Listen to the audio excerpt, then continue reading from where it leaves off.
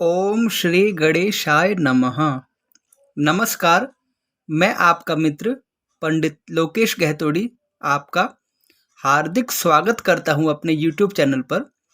हमारे YouTube channel पर आपको धर्म संबंधित संपूर्ण जानकारियां देखने को मिलेंगी, इसलिए आप हमारे चैनल को सब्सक्राइब कीजिए, लाइक कीजिए, शेयर कीजिए और कमेंट कीजिए।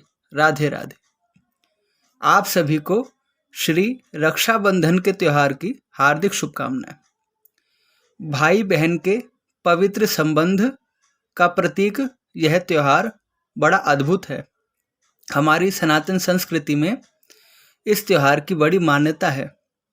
इस दिन बहनें अपने भाइयों की कलाई पर रक्षाबंधन का प्रतीक राखी बांधती है और ईश्वर से प्रार्थना करती है कि आप मेरे भाइयों को दीर्घायु करना और उन्हें सुखी रखना।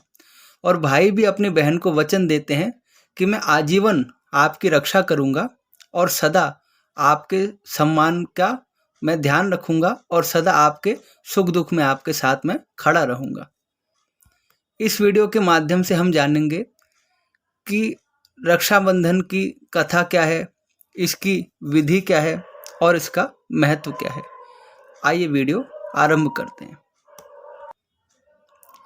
श्रावण मास की पूर्णिमा तिथि को रक्षाबंधन का त्योहार मनाया जाता है। इस दिन रक्षाबंधन का त्योहार तो होता ही है, साथ ही साथ भगवान श्री हयग्रीव जयंती भी इसी दिन है। संस्कृत दिवस भी इसी दिन है। इस दिन ऋषियों के निमित्त तर्पण भी होता है। माँ भगवती गायत्री जयंती भी इसी दिन है और यजुर्वेद का पाठ भी इस दिन किया जाता है। इसलिए यह दिन हमारी सनातन संस्कृति में बड़ा महत्व रखता है। आइए अब जानते हैं कि रक्षाबंधन की विधि क्या है।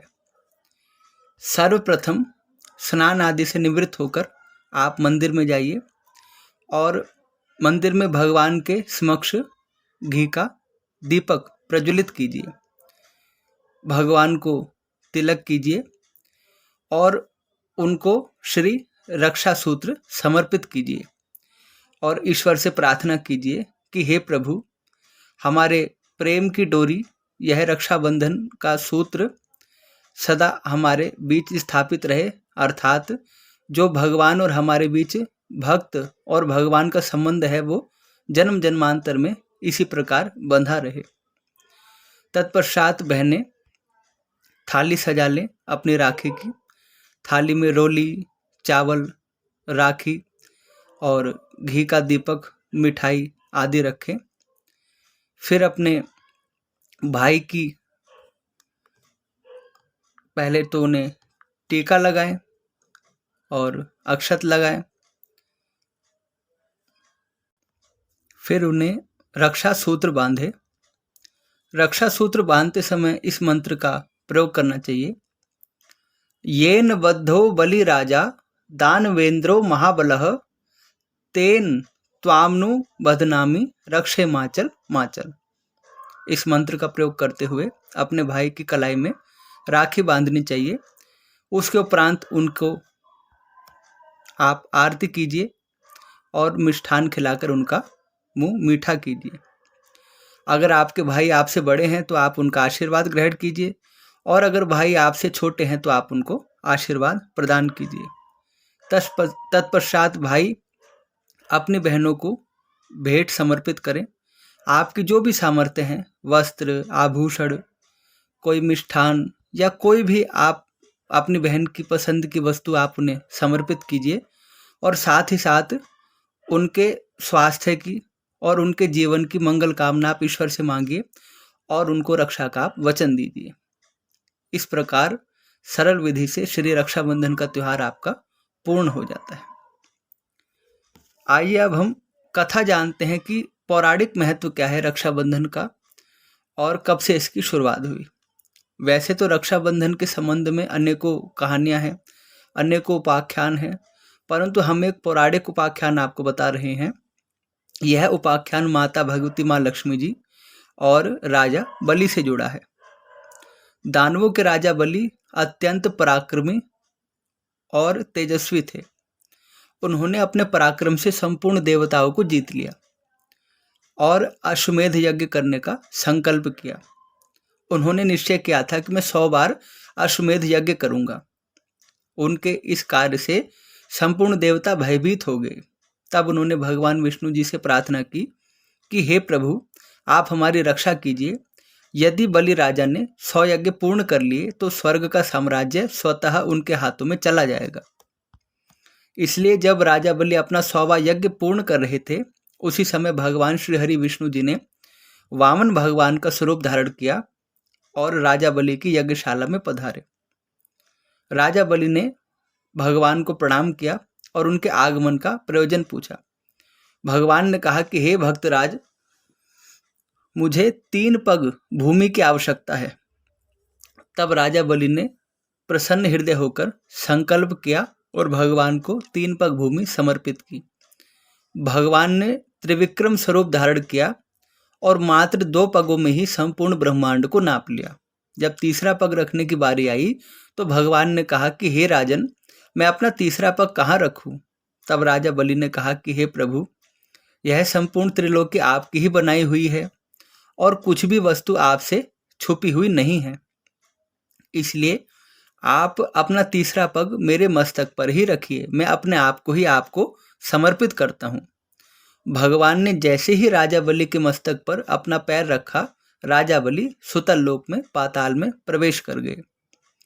तब राजा बलि की दानवीरता से प्रसन्न होकर भगवान ने कहा कि हे राजन, आप 1 मनवंतर तक पाताल में ही निवास कीजिए। मैं आपको सुतल लोक का राजा बनाता हूँ। आपको ना वृद्धावस्था कष्ट देगी, ना कभी आपको रोग ही सताएगा, ना आपको मृत्यु का भय होगा, ना ही कोई शत्रु आपको हानि पहुंचा पाएगा। संपूर्ण प्रकार की भोग सामग्री आपके लिए उपलब्ध होंगी और आप नित्य प्रति मेरा दर्शन करेंगे। इसके पश्चात समय आने पर मैं आपको इंद्र के सिंहासन पर बिठाऊंगा जब आपका कार्यकाल आएगा। राजा बलि की दानवीरता से प्रसन्न होकर भक्तवत्सल भगवान उनके द्वारपाल बन गए और राजा बलि के द्वार के बाहर नित्य प्रति पहरा देने लगे। इससे संपूर्ण देवताओं को बड़ा भय हुआ। माता लक्ष्मी जी भी दुखी हो गई कि उनके प्राणेश्वर वैकुंठ लोक छोड़कर राजा बलि के द्वारपाल हो गए हैं। वो अपने स्वामी का वियोग सहन नहीं कर पाई। इसलिए भगवती माँ लक्ष्मी जी ने संकल्प किया और राजा बलि के पास पाताल लोक में आई।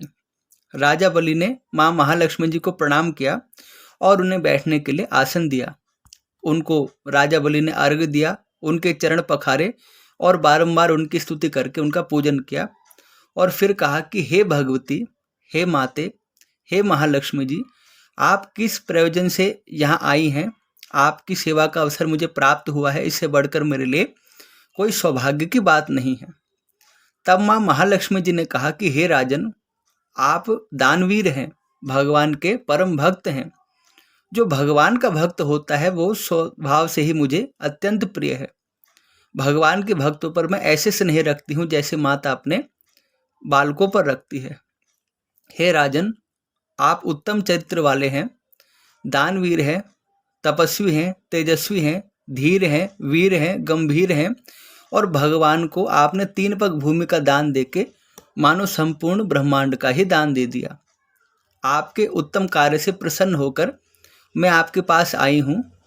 मैं आपको भाई बनाना चाहती हूँ और आपकी कलाई पर रक्षा सूत्र बांधना चाहती हूँ। तब राजा बलि ने कहा कि हे माते, यह तो अत्यंत सौभाग्य की बात है कि संपूर्ण देवता भी यह चाहते हैं कि माता की एक बार दृष्टि हमारे ऊपर पड़ जाए तो हमारा जीवन सफल हो जाए।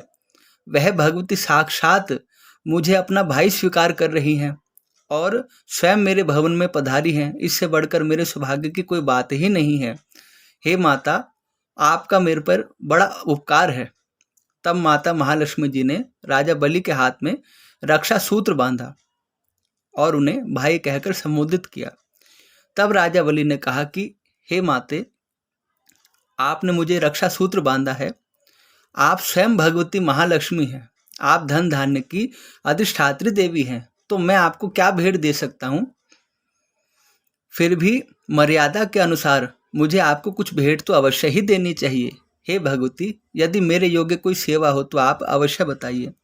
तब भगवती ने कहा कि हे राजन, मेरे पति भगवान श्री हरि विष्णु जी आपके द्वारपाल होकर पहरा देते हैं। मैं चाहती हूँ कि आप उन्हें मुक्त कर दीजिए और वो वैकुंठ लोक में पधारें। तब राजा बलि ने कहा कि हे भगवती, जो संपूर्ण जगत को अपने माया के द्वारा मोहित करने वाले हैं, चराचर जगत के स्वामी हैं, भला उन्हें कौन बांध कर रख सकता है। मेरे प्रभु तो स्वयं अपनी इच्छा से ही अपने भक्तों की रक्षा करते हैं, इसलिए आप उन्हीं के समक्ष अपना निवेदन कीजिए।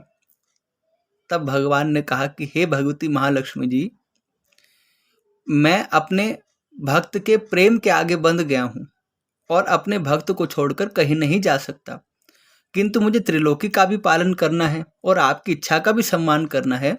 इसलिए मैं अपने एक स्वरूप से यहाँ नित्य विराजमान रहूंगा, ताकि राजा बलि और पाताल निवासी संपूर्ण असुर मेरा नित्य दर्शन कर सके और मैं सदा राजा बलि की रक्षा करता रहूंगा, क्योंकि अपने भक्तों की रक्षा करने का मेरा स्वभाव है। और एक रूप से मैं आपके साथ वैकुंठ लोक को चलता हूँ, ताकि संपूर्ण त्रिलोकी की रक्षा हो सके और जगत का पालन हो सके। तब राजा बलि ने भगवती माँ लक्ष्मी जी और भगवान श्री हरि विष्णु जी को प्रणाम किया और भगवान अपनी शक्ति सहित गरुड़ पर विराजमान होकर वैकुंठ लोक चले गए। इस प्रकार पौराणिक काल से श्री रक्षाबंधन का यह त्योहार मनाया जा रहा है। इसके अतिरिक्त भी अनेकों कथाएं हैं जो इस पवित्र संबंध के महत्व को जागर करती हैं।